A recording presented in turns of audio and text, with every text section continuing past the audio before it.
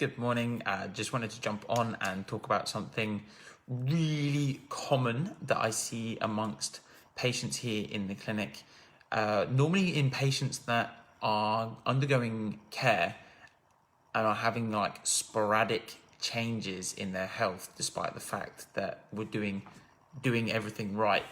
So if I have a patient that's basically, they're coming in for care, they've started getting a little bit better, but their symptoms fluctuate on a regular basis, then I start obviously asking a few extra questions as to why that might be happening.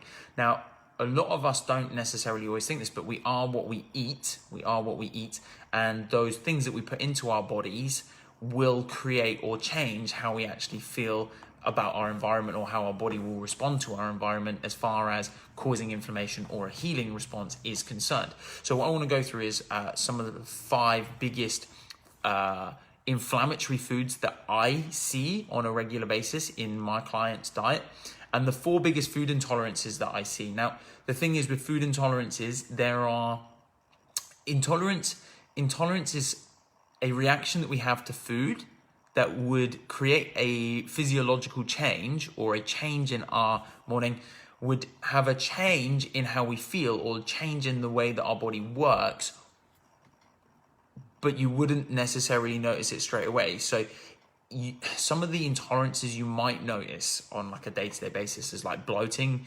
indigestion, flatulence or wind.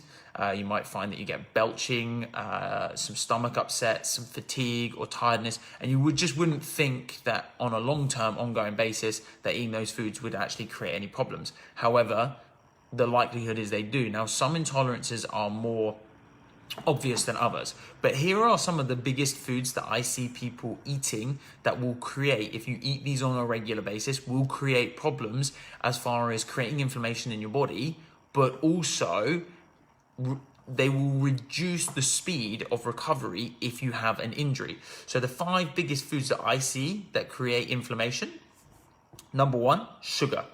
This is not food.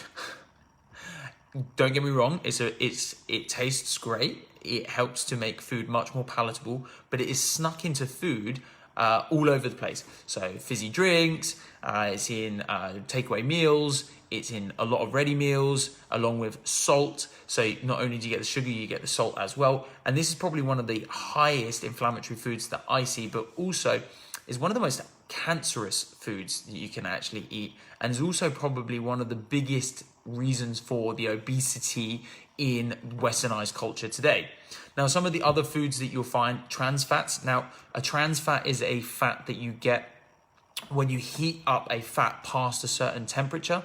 So something like an olive oil or a vegetable oil that's heated to a high temperature will turn into a trans fat. Now, other examples of trans fats would be something like a margarine, which has been hydrogenated. Now, again, these are very, very, very, very bad for the insides of our arteries, and they actually cause inflammation in the artery bed. And this is where stuff like atherosclerosis takes place, which is the clots that you get before a heart attack.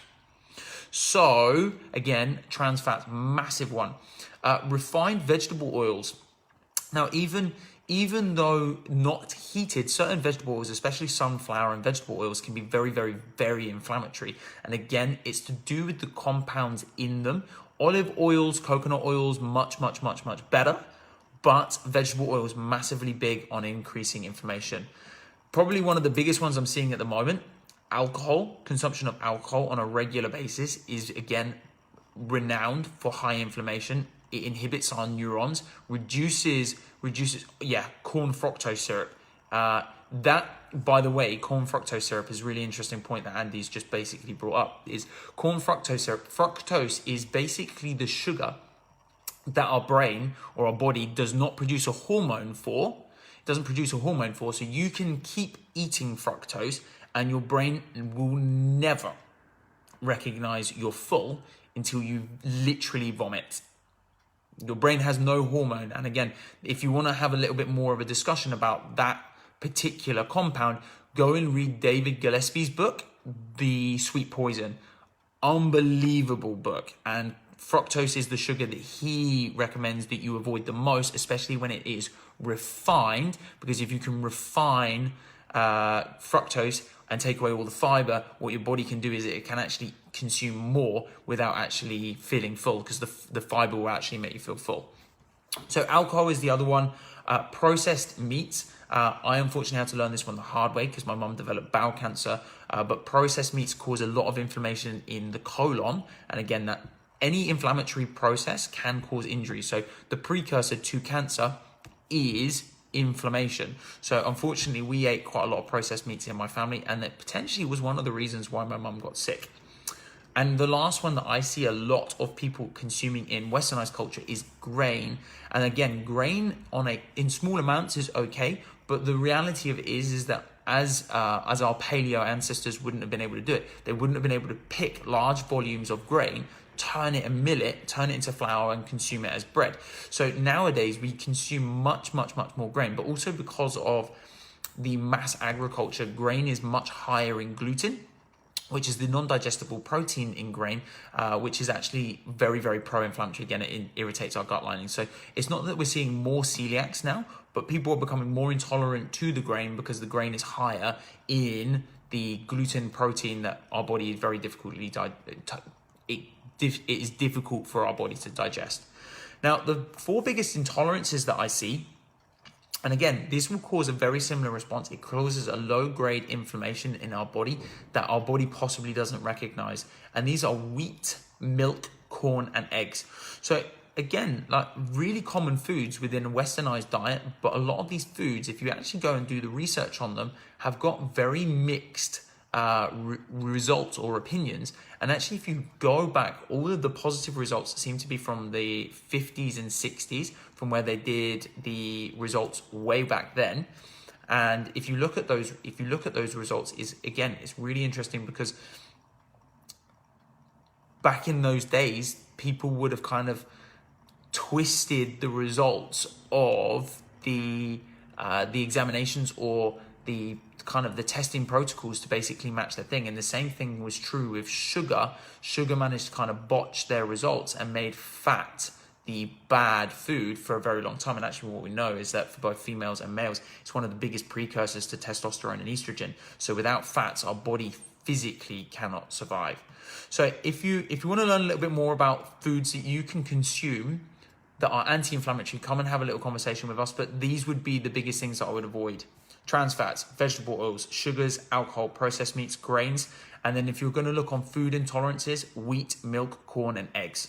Now, again, some people will be different, and the ways that you can actually measure and check in and see where you really struggle would be doing something like a food intolerance test, where you literally take a pinprick of the finger, you'll send a couple of drops off of your blood, and what they'll do is they will dip those markers in to a number of different foods and see how your antibodies actually react with the proteins, and see whether you have a high, low, or medium response to those areas, and tell you which foods that you should be definitely avoiding, which ones you most likely should be avoiding, and which ones are absolutely fine. And by the way, every single one of our bodies is different because we generally would have grown up on multiple different continents on the planet. And as a result, our bodies now, because we have mixed so much, will all have very, very different foods needs based on our blood types, etc. But we're pretty much the only species on the planet that does not have a specific diet. And if you look at it and you look at every other animal on the planet, they have a specific diet that they follow, and they tend not to come away from that unless we get involved. Just some food for thought. So guys, if you want any more information, please don't hesitate to comment, message us, or get in contact with us, because we're more than happy to help you with these kinds of things. Till tomorrow, take care.